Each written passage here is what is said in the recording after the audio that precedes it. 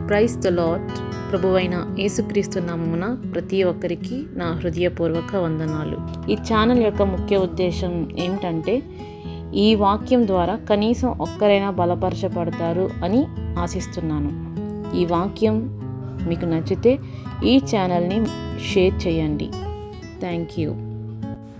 ఈరోజు నేను మీకు చెప్పబోయే వాక్యం ఆదికాండం 32వ అధ్యాయం 23 నుంచి చదువుకుందాం.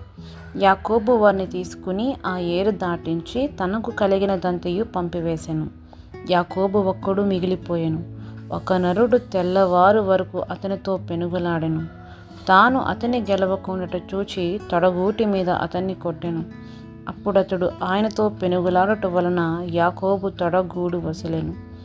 ఆయన తెల్లవారుచున్నది గనుక నన్ను పోనిమ్మనగా, అతడు నీవు నన్ను ఆశీర్వదించితేనే కానీ నిన్ను పోనీయనెను. ఆయన నీ పేరేమని అడుగగా అతడు యాకోబు అని చెప్పాను. అప్పుడు ఆయన, నీవు దేవునితోనూ మనుషులతోనూ పోరాడి గెలిచితివి కనుక ఇక మీదట నీ పేరు ఇశ్రాయేలే కానీ యాకోబు అనబడదని చెప్పాను. ఆమేన్. ఇక్కడ మనం ఆదికాండం 32వ అధ్యాయం 23వ వచనం చదువుకున్నాం. ఇక్కడ నేను ఈరోజు ఏం చెప్పాలనుకుంటున్నానంటే, పర్సనల్ ప్రేయర్ గురించి చెప్పాలనుకుంటున్నాను. అంటే వ్యక్తిగత ప్రార్థన. మనం చర్చికి వెళ్ళి సంఘంతో కలిసి చేసే ప్రార్థనను సంఘ ప్రార్థన అంటారు. ఇలా మనం ఫ్యామిలీ అంతా కలిసి చేసే ప్రార్థనని ఫ్యామిలీ ప్రేయర్ అంటారు. మరి వ్యక్తిగత ప్రార్థన అంటే నీకు నువ్వుగా, అంటే నాకు నేనుగా వ్యక్తిగతంగా ఎవరూ లేకుండా చేసుకునే ప్రార్థనని వ్యక్తిగత ప్రార్థన అంటారు. ఇక్కడ యబ్బేకు రేవులో యాకోబు వ్యక్తిగత ప్రార్థన చేస్తున్నారు.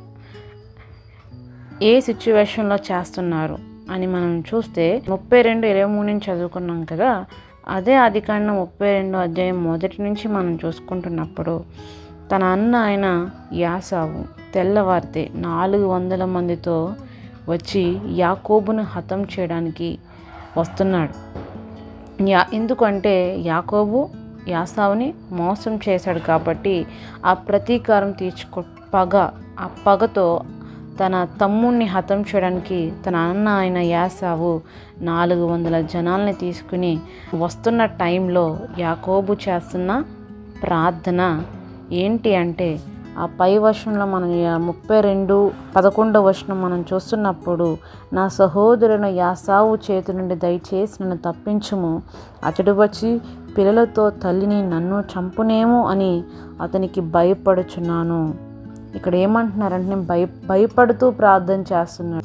అలా భయపడుతూ ప్రార్థన చేస్తున్న టైంలో అతనికి ధైర్యం రాలేదు. కానీ ఎప్పుడైతే ఈ ఫ్యామిలీ అంతటిని పంపించి, తన భార్యని పంపించి, తన పిల్లల్ని పంపించి, తన ఒక్కడే యబ్బేకు రేవులో నిలిచినప్పుడు ఎలాంటి ప్రార్థన చేస్తున్నాడంటే, ఒక్కడిగా మిగిలిపోయాడు, ఒంటరిగా మిగిలిపోయాడు, వ్యక్తిగతంగా దేవునితో పెనుగులాడుతున్నాడు. దేవా నన్ను ఆశీర్వదించు. మనం చూస్తే ఇంతకుముందేమో భయపడుతూ ప్రార్థన చేశాడు, కానీ దేవునితో ఎలా పోరాడుతున్నాడంటే, నన్ను ఆశీర్వదించు అంటున్నాడు. తనకు వచ్చిన సిచ్యువేషన్ అక్కడ దేవునితో చెప్పడం లేదు. ఎందుకంటే తను ఒకటే గ్రహించాడు, దేవుని ఆశీర్వాదం తన మీద ఉంటే ఎలాంటి సమస్య అయినప్పటికీ అది తప్పించబడతాను నేను అని యాకోబు గ్రహించి ఉన్నారు. ఏం కోరుకుంటున్నాడు దేవుని దగ్గర నుంచి అంటే, దేవుని యొక్క ఆశీర్వాదం. దేవా నన్ను ఆశీర్వదించు, నన్ను ఆశీర్వదించితేనే కానీ నేను నిన్ను విడిచిపెట్టను అని దేవునితో పోరాడుతున్నాడు ఒక రాత్రికాల సమయంలో. ఇలాంటి ప్రార్థన మనం చేయగలుగుతున్నామా? అసలు ఈరోజు మనకి చిన్న సమస్య వచ్చినప్పుడు కాసేపు ప్రార్థన చేస్తాం, 1 గంట ప్రార్థన చేస్తాం, లేదా 1 రోజు ప్రార్థన చేస్తాం, లేదా 2 రోజులు ప్రార్థన చేస్తాం. మనకి జవాబు రాకపోతే ఏం చేస్తాము అంటే నిరుత్సాహపడిపోతాం. అర్రా నేను ప్రేయర్ చేశాను, నాకు ఎందుకు ఇది జరగలేదు, లేదా నేను ప్రేయర్ చేశాను కదా ఎందుకు ఈ సమస్య నాకు వచ్చింది అని మనం నెగిటివ్ ఆలోచనలు మనలో రన్ అవుతూ ఉంటాయి. బట్ ఇక్కడ యాకోబు చేస్తున్నారు, తనకు వచ్చిన సమస్యని పక్కన పెట్టారు, కానీ రాత్రి దేవునితో పోరాడుతున్నాడు. నన్ను నువ్వు ఆశీర్వదించు, అంటే దేవుని ఆశీర్వాదాన్ని మనం ఎప్పుడు కూడా కోరుకోవాలి. ఎందుకంటే సమస్య ఏదైనప్పటికీ, ఎలాంటి కష్టమైనప్పటికీ దేవుని ఆశీర్వాదం నీ మీద ఉన్నప్పుడు, మన మీద ఉన్నప్పుడు ఏంటి అంటే అది ఎలాంటి కష్టమైన, ఎలాంటి ఇబ్బంది అయినప్పటికీ అది చాలా చిన్న సమస్యగా మనకి కనబడుతుంది. ఎందుకంటే యాకోబు చేస్తున్నాడు, నన్ను ఆశీర్వదించు అని ప్రార్థన చేస్తున్నాడు. అంటే దేవుని ఆశీర్వాదాన్ని కోరుకున్నాడు. మనం కూడా యాకోబులా చేయవలసిన ప్రార్థన ఏంటి అంటే ఎప్పుడు కూడా మన సమస్యను బట్టే దేవా నాకు అది ఇవ్వు, దేవా నాకు ఇది ఇవ్వు, దేవా నన్ను ఈ ప్రార్థనే కాదు, కానీ మనం చేయవలసిన ప్రార్థన ఏంటి అంటే దేవుని ఆశీర్వాదాన్ని కోరుకోవాలి. నన్ను ఆశీర్వదించయ్యా, నా కుటుంబాన్ని ఆశీర్వదించు, నా భర్తని ఆశీర్వదించు, నా భార్యని ఆశీర్వదించు, అలా నా బిడ్డల్ని ఆశీర్వదించు. అంటే దేవుని ఆశీర్వాదాన్ని మనం కోరుకునే వారిగా ఉండాలి అని ఈ వాక్యం ద్వారా మనం నేర్చుకుంటున్నాం. అలాగే కింద వచనం చూస్తే, నీవు నన్ను ఆశీర్వదించితేనే కానీ నిన్ను పోనీయనను. ఆయన నీ పేరేమని అడుగగా అతడు యాకోబు అని చెప్పాను. అయితే యాకోబు ఒక్కడే దేవునితో పోరాడుతున్నాడు విసుగకుండా. ఎలా అంటే దేవులను విడిచిపెట్టే వెళ్ళిపోతాను అని చెప్పినా కూడా ఏం చేయడం లేదంటే దేవుణ్ణి విడిచిపెట్టకుండా నన్ను ఆశీర్వదించయ్యా, నన్ను ఆశీర్వదించు అని మొరపెడుతూనే ఉన్నాడు. తన ప్రార్థన మధ్యలో ఆపివేయలేదు. అప్పుడు దేవుడు అడుగుతున్నాడు, అసలు నీ పేరేంటి అని అడిగారు. నీ పేరేంటి అని దేవుడు అడగడం అంటే దేవునికి అక్కడ యాకోబు పేరు తెలియక అడగడం లేదు. బట్ ఇదే యాకోబు ఒకానొక సమయాన్న తండ్రి అయిన ఇస్సాకు అడిగినప్పుడు నీ పేరేంటి అని అడిగినప్పుడు నా పేరు యాసావు అని చెప్పాడు. అంటే ఆ సిచ్యువేషన్ మీకు తెలిసే ఉంటుంది కదా. ఇస్సాకు తన వృద్ధుడిగా ఉన్నప్పుడు, ఇదిగో నేను చనిపోయే ముందు కొంచెం భోజన పదార్థాలను తినేసి నేను మిమ్మల్ని ఆశీర్వదిస్తాను, నాకు వేటాడి మాంసం మీరు తీసుకురండి అని చెప్పినప్పుడు ఎవరికి చెప్తారా ఆ మాటలు? యాసావుకి చెప్తారు. పెద్ద కుమారుడైన యాసావుకి చెప్పినప్పుడు సరే అని యాసావు వేటాడడానికి వెళ్ళిన సమయంలో తన తల్లి ఏం చేస్తుంది అంటే యాకోబుని తండ్రి దగ్గరికి పంపిస్తుంది. వెళ్ళినప్పుడు తన అన్నలాగా రోమములు వేసుకుని యాకోబు తన తండ్రి దగ్గరికి వెళ్ళినప్పుడు తన తండ్రి అడుగుతాడు, నీవెవరివి, నీ పేరేంటి అని అడిగినప్పుడు నా పేరు యాసావు అని చెప్తాడు. నీ స్వరం యాకోబులా ఉందే, ఒకసారి నువ్వు ఇలా రా, నేను చూడాలి అని తండ్రి చెప్పినప్పుడు తండ్రి యాకోబుని తడిమి చూసినప్పుడు యాకోబు రోమములు అంటే అక్కడ గొర్రె యొక్క రోమముల్ని తన చేతులకి మెడకి పెట్టుకుని వెళ్ళాడు కదా. సో దాన్ని బట్టి ఈ ఇస్సాకు ఏమనుకుంటాడంటే యాసావే నా దగ్గరికి వచ్చాడు అనుకుని యాసావుని ఆశీర్వదించవలసిన దీవెనలన్నీ యాకోబుకి ఇస్తాడు. అలా యాకోబు తన తండ్రిని మోసం చేశాడు. తన అన్న వయసులో అన్నని, తండ్రిని, అలాగే తన మామ అయిన లాబానుని యాకోబు మోసం చేస్తూ వచ్చాడు. ఇక్కడ ఈ రాత్రి కాల సమయంలో దేవుడు అడుగుతున్నాడు, నీ పేరేంటి అని అడిగినప్పుడు యాకోబు చెప్తున్నాడు, నా పేరు యాకోబు అని చెప్తున్నాడు. అంటే నేను పాపినయ్యా. యాకోబు అనే పేరుకి అర్థం ఏంటి? మోసగాడు. నేను మోసగాడిని. చిన్నప్పటి నుంచి నాన్నను మోసం చేశాను, నా తండ్రిని మోసం చేశాను, నా మామను మోసం చేశా, నేను పాపిని, నేను మోసగాని అని దేవుని దగ్గర తన పాప జీవితాన్ని ఒప్పుకున్నాడు. తండ్రికి చెప్పిన అబద్ధం దేవుని దగ్గర చెప్పలేదు. తన తప్పును తాను తెలుసుకున్నాడు. నేను మోసగాని అని దేవుని దగ్గర ఒప్పుకున్నాడు. ఎప్పుడైతే తన పాపాన్ని దేవుని దగ్గర ఒప్పుకున్నాడు, నేను యాకోబు అని చెప్పాడు, అప్పుడు దేవుడు అంటున్నాడు, ఇక మీదట నీ పేరు యాకోబు కాదు, ఇజ్రాయేలుగా నేను మారుస్తున్నాను అని చెప్పారు. ఇక్కడ మనం అర్థం చేసుకోవాల్సింది ఏంటి అంటే ఎప్పుడు కూడా మన పాప జీవితాన్ని విడిచిపెట్టేవారిగా ఉండాలి. అంటే చేసిన తప్పిని చేసినట్లు మనం ఒప్పుకున్నప్పుడు దేవుని దగ్గర నుంచి ఆశీర్వాదం అనేది మనం పొందుకుంటాం. అలాగే ఇక్కడ యాకోబు పట్టు విడువని ప్రార్థన చేస్తున్నాడు కదా, నన్ను విడిచిపెట్టి నేను వెళ్ళిపోతాను అని దేవుడు చెప్పినప్పుడు కూడా విడవకుండా దేవుని పాదాలు పట్టుకున్నాడు. ఇక్కడ ఒక విషయం మనం ఆలోచన చేస్తే, ఎందుకు దేవుని వెళ్ళిపోతా నన్ను విడిచిపెట్టే అని అడుగుతున్నాడు అంటే, యాక్చువల్గా దేవాది దేవునికి శక్తి లేదా, బలం లేదా? యాకోబును ఒక గెంటితే యాకోబు వెళ్ళి పడిపోతాడు కదా, దేవుడు వెంటనే వెళ్ళిపోవచ్చు కదా. బట్ ఎందుకని అంత టైం ఇస్తున్నాడు అంటే, దేవుడు అక్కడ టెస్ట్ చేస్తున్నారు. అసలు యాకోబు ఎంత టైం నా దగ్గర కూర్చుంటాడు, యాకోబు అసలు ఎంత టైం ప్రార్థించగలడు, ఎంత టైము నన్ను పట్టుకుని ఉండగలడు. అదేంటంటే ఒక టెస్టింగ్. దేవుడికి శక్తి లేక కాదు, దేవునికి బలం లేక కాదు, అసలు ఎన్ని గంటలు నా దగ్గర కూర్చుంటాడు అని దేవుడు యాకోబుని పరిశీలిస్తున్నాడు. అలాగే దేవుడు మనల్ని పరిశీలించినప్పుడు మనం ఎంత టైం దేవుని దగ్గర ఉంటున్నాం, అసలు మనం ఏ రోజు వ్యక్తిగత ప్రార్థన చేస్తున్నాం, అసలు ఎన్ని నిమిషాలు ఉంటున్నాం, ఎన్ని గంటలు ఉంటున్నాం, ఎన్ని రోజులు ఉంటున్నాం, అసలు ప్రతిరోజు ప్రార్థన చేస్తున్నామా? మనల్ని మనం పరిశీలన చేసుకోవాలి. ఎందుకంటే యాకోబు చేస్తున్నాడు, పట్టు విడవట్లేదు.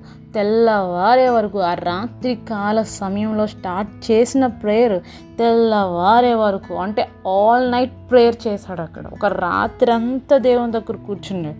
మరి మనం ఎలాంటి ప్రార్థన చేస్తున్నాం? అసలు ప్రార్థన చేయగలుగుతున్నామా? ఏదైనా ఒక చిన్న సమస్య వచ్చినప్పుడు కొన్ని గంటలు మాత్రమే దేవా నా సమస్య తీర్చు అని ప్రార్థన చేస్తున్నాం. ఒకవేళ ఆ కార్యం జరిగిందే అనుకో, మర్చిపోతాం దేవుణ్ణి. జరగలేదనుకో ఏమంటాం, ఇంకెంత ప్రేయర్ చేసినా ఈ పని వదిలే అన్నీ ఆ మాటని, ఆ దేవుని ప్రార్థనని, దేవుని మాటని పక్కన పెట్టి వెళ్ళిపోతున్నాం కదా. కానీ అటువంటి ప్రార్థన మనం చేయకూడదు. ఎందుకంటే ఇక్కడ యాకోబు చేస్తున్న పట్టు విడవని ప్రార్థన ఏంటి అంటే, తను దేని గురించి అడుగుతున్నాడో అది పొందుకునే వరకు దేవుని వదిలిపెట్టకుండా ప్రార్థన చేస్తున్నాడు. అది నిజమైన ప్రార్థన. మనం ఏదైనా ఒక చిన్న సమస్య గురించి ప్రార్థన చేసినప్పుడు ఖచ్చితంగా కార్యం జరుగుతుంది అని మనం ప్రార్థన చేయాలి. యాకోబు వంటి పట్టు విడవని ప్రార్థన మనం చెయ్యాలి.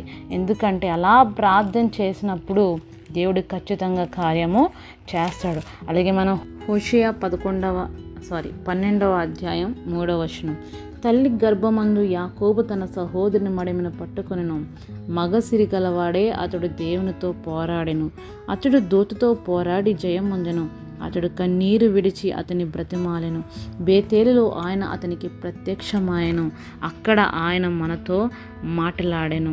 ఇక్కడ మనం చూస్తే 12వ అధ్యాయం 3వ వచనం చూసాం కదా. దేవుడు యాకోబుని ఏమంటున్నాడు? యాకోబు మగసిరి గలవాడు అంటున్నాడు. ఏంటి మగసిరి గలవాడు అంటే, అంటే చేసిన ప్రార్థనకి జవాబు వచ్చే వరకు కూడా తన మోకాలు ప్రార్థన, కన్నీటి ప్రార్థన అక్కడ ఆపలేదు. కన్నీరు కారుస్తూ ఒక రాత్రి అంతా దేవుని దగ్గర కూర్చుని ఉన్నాడు. అది మగసిరి అంటే తను ఏదైతే ప్రార్థించాడో, తన ప్రార్థించిన దానికి జవాబు వచ్చే వరకు కూడా తన కన్నీళ్లను ఆపలేదు. జవాబు వచ్చే వరకు దేవుణ్ణి విడిచిపెట్టలేదు, మధ్యలో వెళ్ళిపోలేదండి.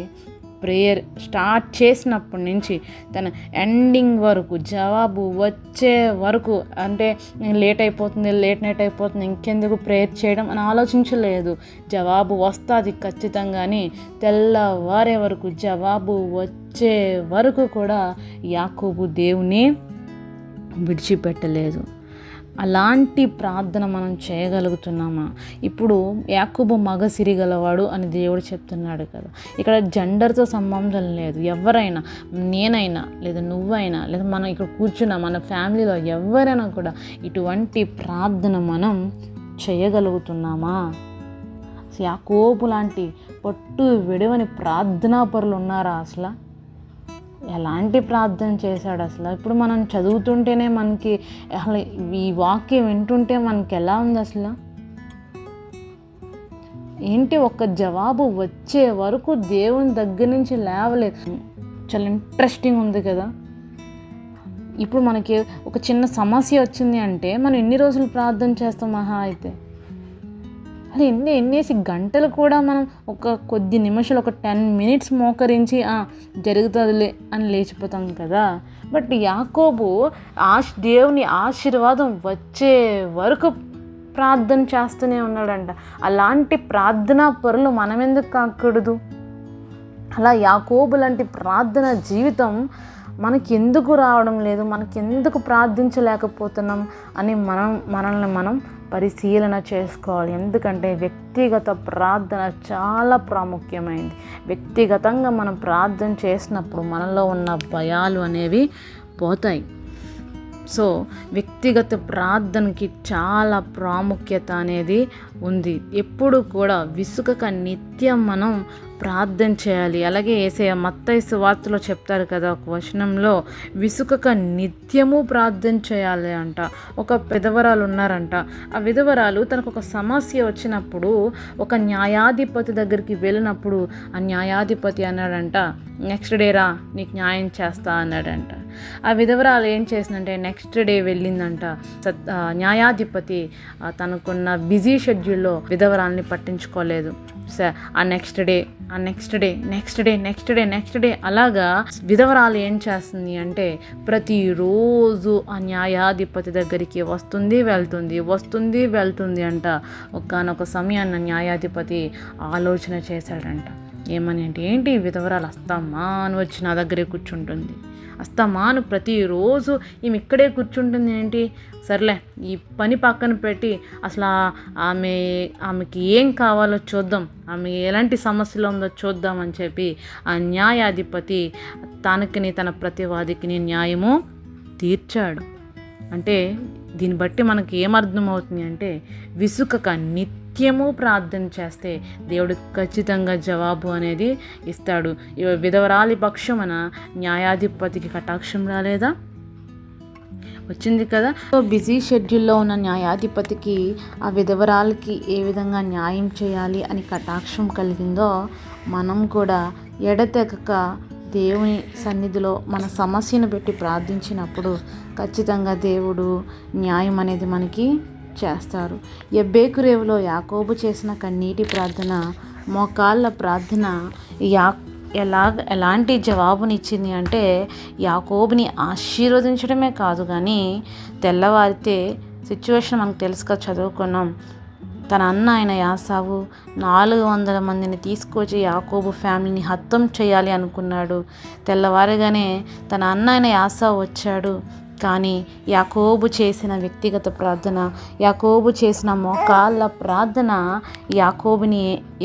యాకోబుకి ఎలాంటి జవాబు ఇచ్చింది అంటే యాసావు యొక్క మనస్సుని మార్చివేసింది. చంపాలి అనుకున్న అన్న తెల్లవారుగానే యాకోబుని చూసిన వెంటనే పరిగెత్తుకుని వచ్చి హత్తుకుని మెడ మీద ముద్దు పెట్టుకున్నాడు. ఎన్నాళ్ళ నుంచో పగతో చూస్తున్నాడు యాసావు యాకోబుని హతం చేయాలని. కానీ ఒకే రాత్రికాల సమయంలో ఆల్ నైట్ ప్రేయర్ యాసావు యొక్క మనసుని మార్చివేసింది, పగను చంపివేసింది, ప్రేమను కలిగించింది. మనకి ఎలాంటి సమస్య ఉన్నప్పటికీ, ఎటువంటి విరోధులు మనతో ఉన్నప్పటికీ, అది మన ఆఫీస్లో అయి ఉండొచ్చు, లేదా బిజినెస్లో అయి ఉండొచ్చు, లేదా మన చదువులో అయి ఉండొచ్చు, అది ఏదైనా అయి ఉండొచ్చు. ఎలాంటి సమస్య అయినప్పటికీ, ఎలాంటి కఠినమైన మనస్తత్వం వాళ్ళకు ఉన్నప్పటికీ కూడా నువ్వు ప్రార్థన చేసినప్పుడు లేదా నేను ప్రార్థన చేసినప్పుడు ఖచ్చితంగా దేవుని దగ్గర నుంచి వచ్చే రిజల్ట్ ఎలా ఉంటుంది అంటే ఇప్పుడు చూసాం కదా యాకోబు విషయంలో అట్లనే ఉంటుంది.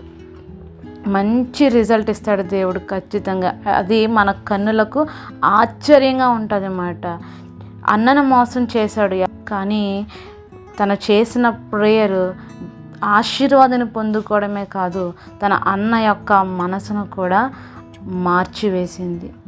అలాంటి పట్టు విడవని ప్రార్థన మనం చేయాలి. అలాంటి కార్యాలు మన జీవితాల్లో కూడా మనం చూడాలి. యాకోబు వంటి ప్రార్థన పరులుగా మనం మారాలి. మన కుటుంబాన్ని కట్టుకోవాలి. మన జీవితంలో అటువంటి దేవుని యొక్క ఆశీర్వాదాన్ని మనం పొందుకునే వారిగా మనం ఉండాలి. ఆమేన్. పరిశుద్ధ మహోన్నతుడ సర్వాధికారి సర్వంత్ర్యామి సర్వసృష్టికర్త మీకు వందనాలు. గడిచిన కాలం అంతా మీరు ఎక్కల చాటున భద్రపరిచారు. ఈ రాత్రి కాల సమయంలో ఇట్టి క్షామస్థితి మాకు ఇచ్చారంటే అది కేవలము నీ కృపేనయ్యా. ఎందరో ప్రముఖులు మరణించి ఉన్నారు యేసయ్య, వారికంటే మేము గొప్పవారము కాదయ్యా. అయినను నీ ఉచితమైన కృప చేత మమ్మల్ని భద్రపరిచి క్షేమకరంగా ఉంచినందుకు వందనాలు యేసయ్య, నీకు స్తోత్రం. ఇంతవరకు చెప్పబడిన వాక్యాన్ని బట్టి వందనాలు చెల్లించుకుంటున్నాం. వాక్యం విని దాన్ని వదిలిపెట్టేవారుగా కాకుండా వాక్యానుసారమైన జీవితము మాకు ఇవ్వండి రాజా. ప్రతి ఒక్కరిలో జ్ఞానముతో మీరు నింపండి దేవా, నీకు స్తోత్రము తండ్రి.